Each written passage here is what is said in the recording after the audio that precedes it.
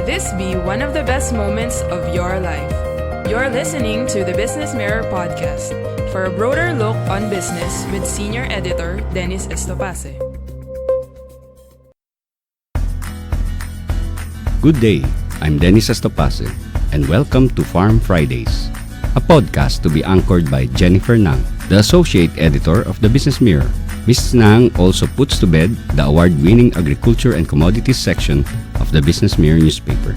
Farm Fridays is a podcast focused on everything agriculture, commodities, and food. We hope you enjoy your Farm Fridays with Jennifer Nang and her guest.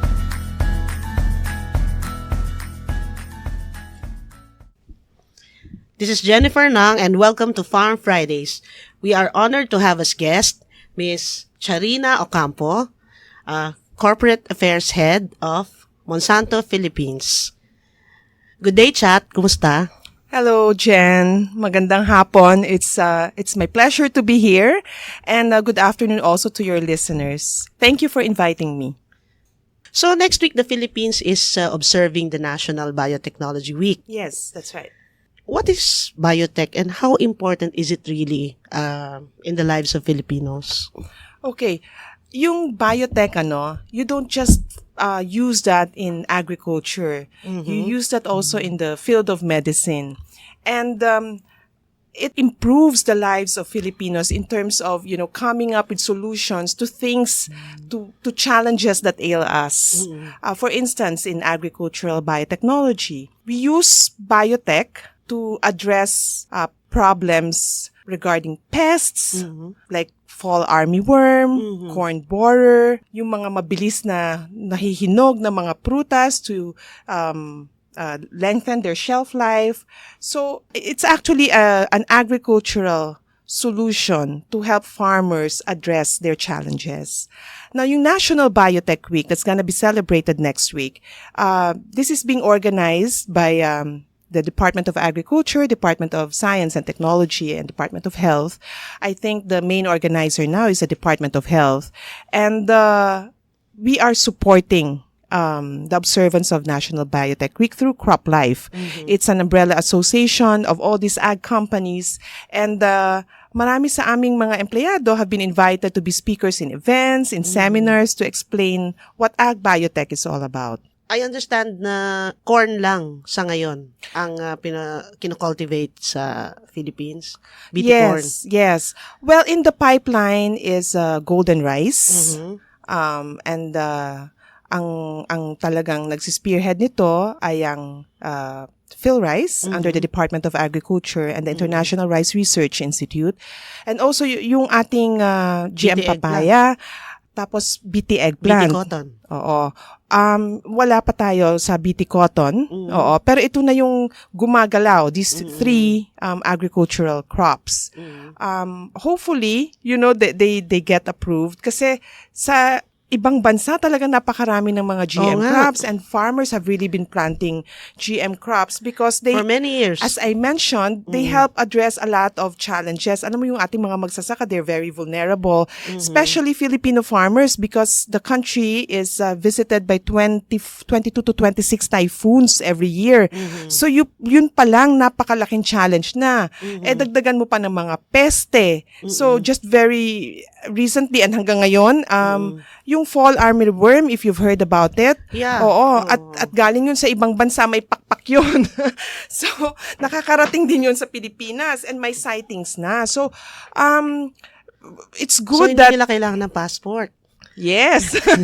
It's good that we're planting BT corn because may level of immunity sila sa fall armyworm. That's why we're not very much affected by FAW.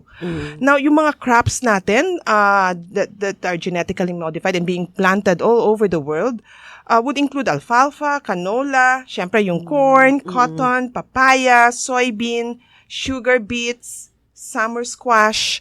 So, pati squash. Oo. Pwede. So, 'di ba, ang BT cotton tinatanim na sa India. So look at India now, talaga naman main producer ng cotton.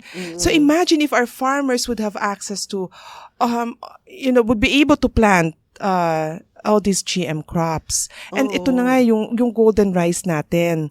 Hindi lahat ng Pilipino nakakabili ng, ulam o kaya vitamina, vitamins. Ito nandun na. Vitamin A rich rice. No? So maraming lilinaw ang mata. It's the main staple food of Filipinos. So it would really help, especially those who are, marginalized Filipinos. So that would be a big boost to improve their health. So, yung squash, interested ako doon. So, pwede pala yun, no? May Oo, GM pwede yun. squash. Pero hindi kasi siya tinatanim pa sa Pilipinas. Oh. So the only approved crop in the Philippines is GM corn. Sana nga madagdagan, no? But let me explain, napakahaba kasi ng proseso ng approvals for any GM crop. It takes 7 to 12 years. At ang dami ng from the lab to pagtanim mo doon, Propagation. and then field trials niya. Di ba, yung administrative order number 8 yan, di ba? Hindi na Pero that siya. was the first Yes. set of guidelines. Yes. In fact, may EO muna. And then may DAAO 8. Pagkatapos ngayon ay Joint Department Circular na number 1. Yes. Which would involve your 5 government agencies. So that would be the Department of Agriculture, Department of Science and Technology, Department of Health, Department of Interior and Local Government, and DEN, our Department of Environment and Natural Resources. So ang dami na talagang government agencies na tumitingin just to make sure na sigurado ka na talagang ang GM crop mo is safe to human health and to the environment. And even yung DAAO 8 naman, maayos yun. Talagang napakahirap na. In fact, model country na tayo when it comes to regulatory protocols, approvals of our GM crops. And that's why every year you have farmers, you have agricultural officers, local and government officials coming to the Philippines from all over Asia Pacific for the farmers exchange ang tawag natin dyan. Pero hindi lamang mga magsasaka ang dumarating, pati ang kanilang mga government officials, ang kanilang mga agricultural officers, to look at how we're regulating GM crops here and what the approval process is really all about and how we're going through that. So we share best practices.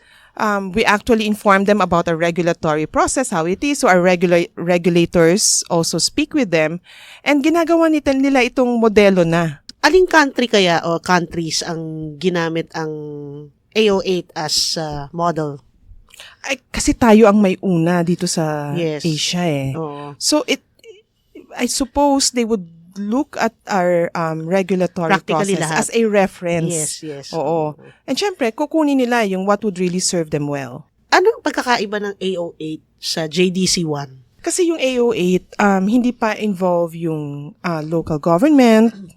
Oo. So this time, involved na sila kasi regulatory... you do your field trials. So yung information sa lugar kung saan ka gumagawa ng field trials, there are requirements already on how you would inform them. At marami pang mga pagbabago din, which would basically ensure na wala nang butas ito, wala ka nang may hihingi pa. Kahit noon, when we do field trials, we inform the local government officials. Even before JDC? Even before JDC. So, madalas at constant, no? Ang coordination with local government officials. So, this time kasi, mandated na to may mga requirements. May requirements na. So, mas stringent. You can say na mas stringent ang JDC1. Yes. And meetings are still being held, consultations, and you have dialogues to further fine-tune the law, to polish it. And which is really good para maprotektahan ang mamamayan natin and ensure them that this is really safe to human health and environment. And at the same time, may balance rin for the companies. Kasi but when you have this conversation with companies, malalaman din natin what is the best way to comply with the requirements. So in view of climate change and shrinking natural resources like water, how can biotechnology help secure the country's food supply? Alam mo, may mga, na tayo mga produkto na yung flood-prone crops, GM crops, na pag na-aprubahan yan, malaking tulong sa mga magsasaka. But basically, when you plant GM crops, they really increase the yield, almost double the yield. So that increases the income of farmers. And they're able to invest sa mga post-harvest facilities, ganyan, at sa mga sasakyan. Oo, so that they can bring their produce to the market. So, maraming nagagawa ang extra income being generated by GM crops. And if your farmers are earning, that would encourage their children to continue farming. Oo, magandang... Kasi may problema din tayo sa, we have aging farmers. And there are no 57 pa rin daw successors. ang Correct. That's the average age age of farmers. And who would succeed them? So kung wala kang successors in 15 years' time, Jen, we're gonna have a problem. Who will plant for us? Who will produce our food? Robots cannot plant. Kailangan nga we should encourage the young Filipinos to get into farming. And hindi naman kailangan talaga na maging mahirap ang pagsasaka if you're aware of, the latest agricultural technologies, tools, and solutions that will make the farmer less vulnerable to all these challenges. And apart from that, may magandang career sa agrikultura. You can be a researcher. You can be a plant breeder for a multinational company. And yung playing field mo is not just the Philippines. You can do that in other countries as well. So, pwedeng maging agriculturist abroad. I know, in-demand ng agriculturist yes, sa ang ibang mga bansa. plant breeders natin, talagang in-demand sila. So, maganda ang kinabukasan actually, but we need bright minds. We need the young to get into agriculture. Walang masyado nag-enroll. Yeah, I know there are scholarships, but not all the slots are taken. Anong mga scholarship kaya ito? Familiar ka? Scholarships in agricultural colleges. So you really take an agriculture course. Oo. And yun na nga, sana we can encourage more young Filipinos to get into agriculture. So, hindi lang nursing, hindi lang medicine, hindi lang law, or humanities. Kasi we're an agricultural country. And if you really want to develop our economy, we need bright minds to focus on agriculture. But you also have to make this lucrative to these young Filipinos. Kaya nga sinasabi ko, may career sa agrikultura.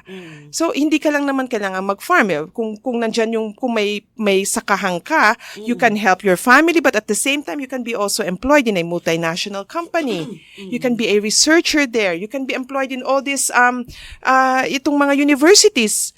That, bahagi din yun. Pwede kang maging entrepreneur. So, hindi ka lang, you don't have to limit yourself to being just a farmer. And problema, what's tragic is kung farmer ka and you're farming in a conventional manner. So, dapat you're able to use science and technology to help you farm better and increase your yield. Because ang farmers natin, 1 to 2 hectares lang, kung hindi ka naman large company. So, dapat you're able to maximize your land to produce the biggest yield possible. So, ang alam ko, merong bill sa House of Representatives na pinupush na mapasa. And this bill seeks to attract the youth to farming. Tama ba? Yes, that's correct, Jen. This was sponsored by Congresswoman Sharon Garin of AMBIS, OWA. Yeah. And House Bill 35962, it's the Young Farmers Program Act of 2019. So it encourages the youth to pursue agri-related courses, and it provides support of agribusiness and agri-entrepreneurship endeavors of the youth. So masaya kami na may panukalang batas na sinusulong sa House of Representatives, and at the same time, we know that the Department of Agriculture also has their own efforts to encourage the youth to get into farming. Kami naman, from our end, from the private sector, we really went around big high schools, public high schools, to do agri-career counseling. Talaga? Oo. Ikaw ang nagsalita? So, our human resources, HR head, joined me. So, parang dual seminar to. So I would speak about agricultural biotechnology, and our HR head would talk about careers in agriculture. Oh, so nalaman nila ang sweldo mo. Joke lang. Walang nagtanong, surprisingly.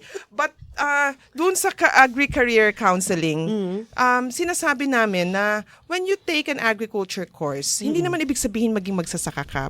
Pwede kang makatulong actually sa mga magsasaka by, telling them about these latest agricultural technologies, products, solutions. And at the same time, you can be a researcher. You can work in a multinational company. You can be an entrepreneur. Maraming mga roles, maraming mga careers ang posible when you have an agriculture course, when you get into an agriculture course. Saan kayo umikot? Sa iba't ibang probinsya. provinces? So from Mindanao. Hindi lang sa Luzon? Oo, from Mindanao to Luzon. And hindi kami nagtatapos sa high school, bumababa pa kami sa mga elementary school students. So we do storytelling. Ang target naman namin ay grades 4 to 5. And ang ginagamit naming material, yung aming book on biotech corn. So this is an opportunity. Yes, this is an opportunity to discuss agricultural biotechnology in very simple terms. So they can also ask us questions kasi and grades 4 to 5 are very curious. So in very simple questions para naman, and ang tinatarget namin dito mga anak ng mga magsasaka. So nagpa-plant ka na ng seed, encouraging them to help their parents, to discuss with their parents yung farming technologies, farming solutions, mga ganon. So marami nagtatanong. Oo, nakakagulat. Oo. Lalo na kung may premyo pagkatapos, na-encourage talaga silang magtanong. Pero what's surprising, yung kalidad ng mga tanong. Like, anong mga... Kasi nagiging curious talaga sila. So, anong kaibahan nito sa conventional crop, ganyan. Talaga? So, paano siya nagiging immune sa corn borer? Yung mga ganon. Simple lang simple yung mga tanong. But, ano na to you're planting the seed for them to be interested in agriculture. Pwedeng Jen, ano ba to? To just inform the public also of the 2 books on rice. Ay, sure. Oo, meron kang naisulat dati, di ba? Previously, yes. Dati ka sa International Rice Research Institute, tama ba? Correct. So, when I was with Erie, I wrote 2 books on rice. Yung Popong Eats His Rice and Popong Eats Brown Rice. So, several years ago, we distributed copies to public school libraries. And we also did storytelling sessions, no? May mga kasama pa kaming mga grupo, minsan mga estudyante rin, who would do the storytelling sessions. It was a very nice time.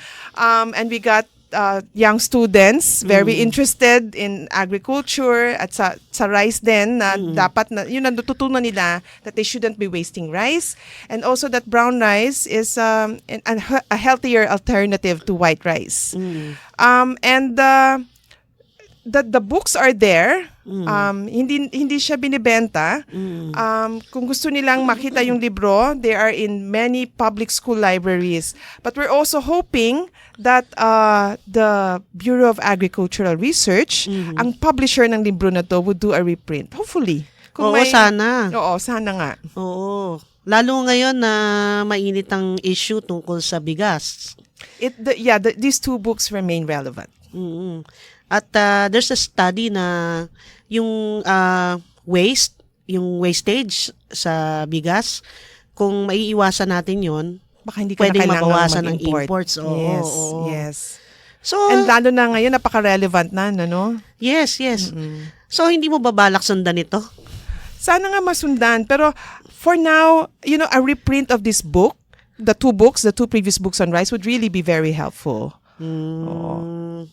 At saka, syempre, ang aim natin, we will continue to do activities which would really encourage farmers to produce more. Because we want to be food secure. Yung hindi ka nag-rely lang sa imports. Kasi mahirap yun pwedeng, things can change. You may have the money to buy, but there's nothing to buy. Or countries may choose not to sell to you. So, maganda na yung sarili mong pangangailangan sa pagkain ay natutugunan ng ating mga magsasaka. Yung hindi malaki yung inaasa mo sa ibang bansa. Yes. Oo. Ako curious lang, kung gumagamit ako ng GM crops o GM seeds, can I use organic fertilizer? Oh, yes. Marami sa ating mga magsasaka ang gumagawa nan. So, na-maximize nila yung production nila. Kasi meron din silang yung poultry. So, yung ng mga manok, ginagamit nilang fertilizer. So, walang problema doon. You use GM seeds, you use organic inputs, organic fertilizers. That's being done by our farmers. And it has proven to, really increase the yield. May mga Gawad Saka awardees tayo na ganun ang ginagawa. At maganda ang nagiging ani nila. So, pwedeng mag-coexist ang propagation of GM at organic agriculture? Oo nga walang problema doon actually. There is such thing as coexistence. So hindi magkakontra ang GM planting and organic agriculture. Ang importante mag-usap lang. Kailan ka magtatanim, kailan ako magtatanim para wala yung cross-pollination na yan. Oo. Pero there is such thing as coexistence. You don't have to choose one over the other. Hindi kailangan na ang isang bansa organic agriculture lang. Kasi may sariling niche ang organic crops, ang organic products. And ang aim naman namin, when we encourage farmers to plant BT corn, is to increase the yield and meet the corn requirements of the country. Yun.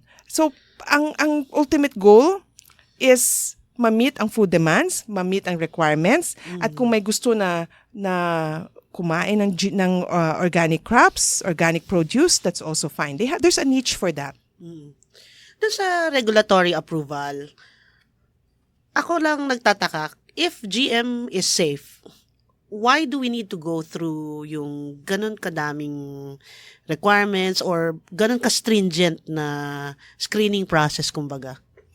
Well, it's really to assure the public that these crops are safe. It's the most studied crop gen. So, wala ka nang kailangang isipin tungkol sa safety to human health or safety to the environment because you have your experts really looking into this. And hindi madali to go through regulatory protocols. It takes 7 to 12 years. It takes a lot of investment. We're really making sure, and the regulatory officers are really making sure that when it's commercialized, that, talagang ligtas para sa ating mga mamamayan at sa ating kalikasan. So, that's just fine with us. We're really open to going through regulatory protocols to assure the public of the safety of our crops. Ang aming hinihingi lamang is for the public to be open-minded kasi we already have our regulatory requirements.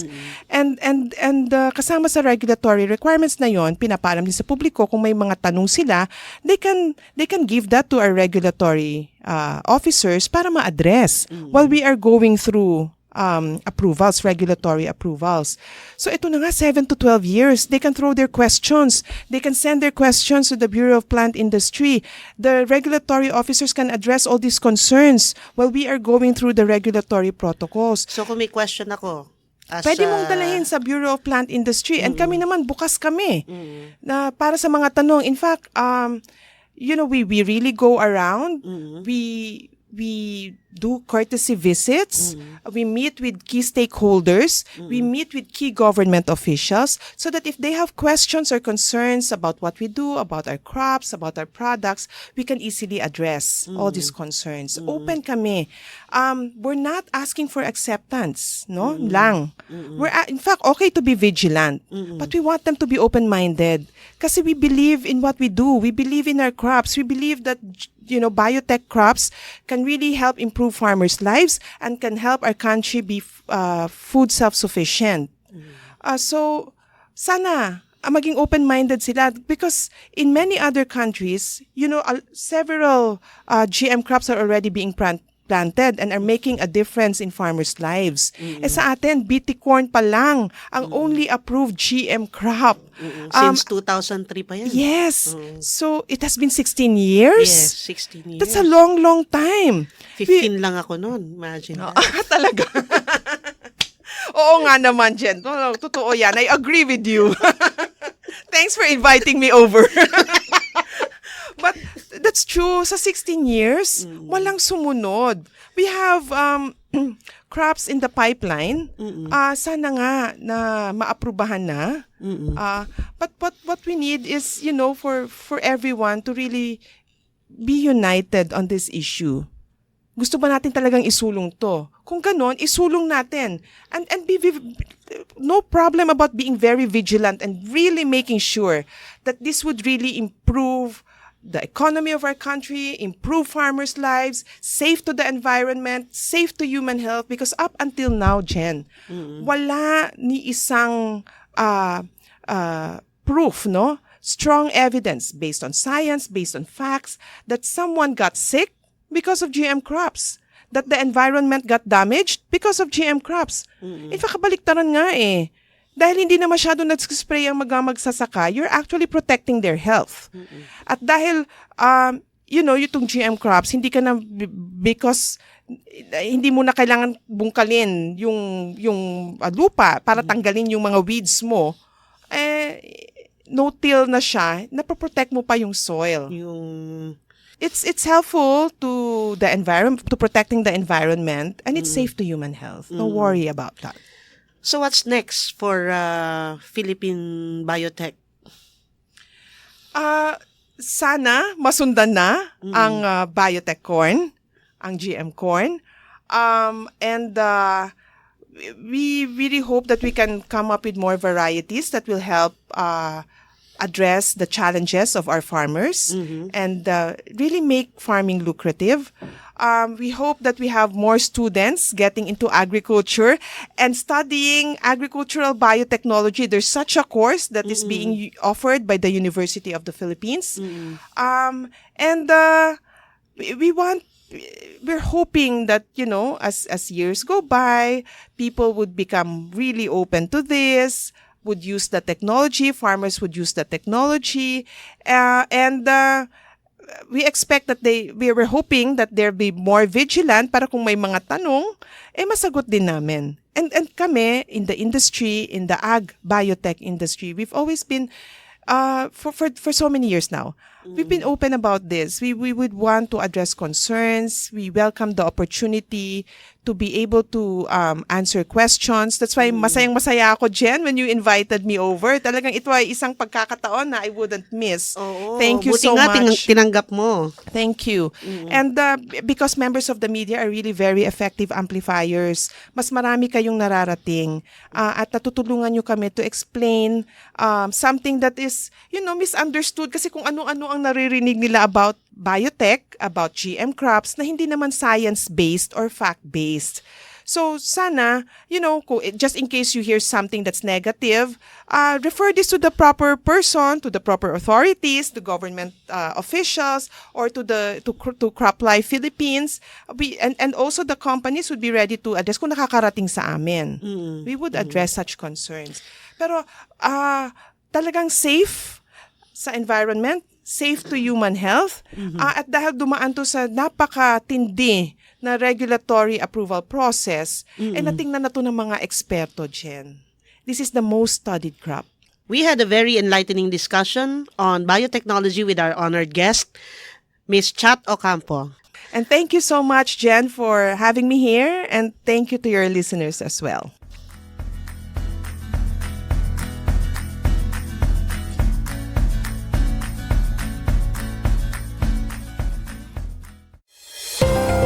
For listening to the Business Mirror podcast. For a broader look on business, follow us on Facebook and Twitter at Business Mirror. Until next time.